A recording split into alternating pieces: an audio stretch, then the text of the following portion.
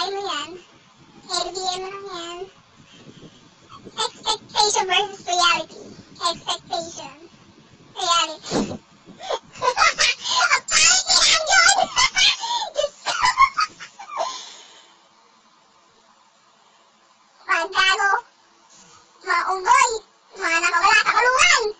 Diyos ko, papareport ko yan sa sa Manila Zoo. Ang baboy talaga nito. Sabay pitak gago. You got no jam. Oo, ayun, sabihin mo dito. Legit.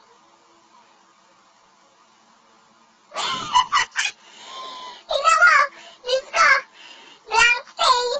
Tapos, yung mukha mo, Jimmy, tuwang-tuwa ka pa. Wala ka talagang jumps eh, no? Oh my God! Pogi na dito! Mukha siyang ano dun? Langaw. Langaw pa. Ay, di langaw kasi maliit lang. Shit! Ayoko na talaga to! Oh my God! Oh my God! Too much gay shit. Like, oh my God! How to be a baby? How to make a baby? Grabe ang cute! Ayoko na!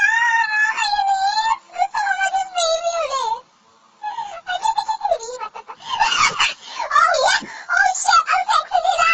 Eh, yung mahito ah! Oh my God! Ang ganda nila! Diyos ko, nakalakmon! Ay, nako! Ay, sakto sa iyo. Ibiginin din ah. Pero shit! Ang sexy nila! Ang ganda nila! Nasibo ako! What the fuck? Oh my God! You, me, bed, now! Mukha siyang ano dito, mukha siyang addict na drug dealer na drug lord na, Diyos ko, yung ginagin! Grabe! Shine bright like a diamond!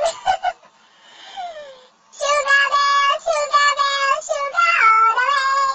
Oh, what fun is to see his gums shining so bright! Hey! Ay, aminin niyo, ang pangkad ko sa angle na yun. Oh, lol. Nakatungtong ka lang sa riles, gago. Oh, my! Ay, shit, wait. Ang liit? Ang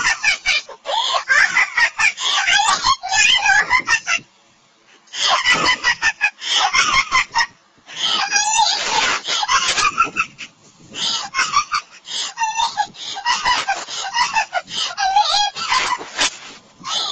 Diyos ko, hindi na ako magugulat dun. Okay, Taeyong once told a fan she looked like a girl. So Jimin had to comfort her and call her a goddess.